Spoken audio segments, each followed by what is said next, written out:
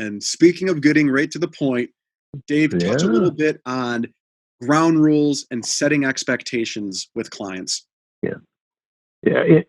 One of the best things you can do as a salesperson to manage your own time and make the most of the limited time you have is to become experts at setting expectations and managing expectations. We use a funny term called ground rules, or a baseball term, to identify that effort of setting expectations and understanding what's happening next every step of the way. There are so many things in sales that can go sideways if we're not on top of it. I reduce it right down to sales is nothing more than managing and setting expectations little by little every step of the way. Move that ball down the field 5 yards at a time. Right? Every so often you pop a 75-yarder, and that's great. But most of what happens are little expectations that are set every step of the way. Right? From the appointment that you set at 4:30 to the hour that you're going to spend in the house when you're done at 5:30 to what's going to happen when they receive a quote, if it involves a quote, to who they're going to review the quote with, when you're going to follow up with that quote, right? Sales is nothing more than you being the quarterback, setting the expectation, right? Calling the play, and then making sure it happens. And you are in charge as the salesperson. And it's subtle control.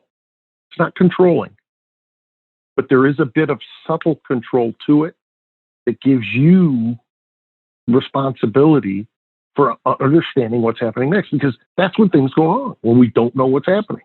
If you think back to every deal you're working group, every deal you've got going on right now, and you can tell me in complete honesty, you know what's happening next at the Johnson house, and you know what's happening next at XYZ business. You know what they're doing, they know what you're doing, and it's a fine meeting in the middle.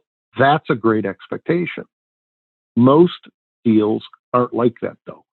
Most deals, we think we know what they're doing, but they're really doing that. All you have to do is button up your process of setting expectations.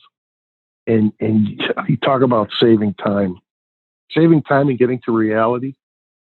The best thing I can teach you at the beginning is how to save yourself the most time by getting to reality and really, separating the crap from the qualified opportunities, right? Yeah. It's so important. Well, I think one of the most important things that I've learned in my career is that a customer's experience is directly related to the ground rules and the expectations that you set. And I think that with solar, it's very different likely than anything they've ever done in their life. It's not like walking into a car dealership, you see the one you want, you sign the dotted line, and you walk out the door with your car. It's not like that in solar. So I think part of the selling process is setting proper expectations for what's to come after the sale as well. Explain to them that permits need to be pulled and there's a review time. Explain to them that the utility needs to approve the system before construction can even begin. And the reason I think that this is important is if your customer is happy from the initial consultation all the way through installation and what we call in the industry permission to operate, PTO, of your system, if you manage that properly all the way through, that's a happy client. And happy clients tell their friends, tell their family about how great of care Dave took care of them from start to finish. So to me, it's not just about setting expectations during the sale. Set expectations post-sale so that the entire process is completely understood by them and that they're happy through and through, because they're going to tell people about solar because it's saving them money and it's cool. And it's a great topic of conversation right now because it's such a young industry. People want to hear about it, right? If you're new to something, if you're an early adopter of a new technology, people are going to ask you about it. So make sure your clients are saying good thing about you and your company. Exactly. It's in. it's chic right now. Take advantage of that.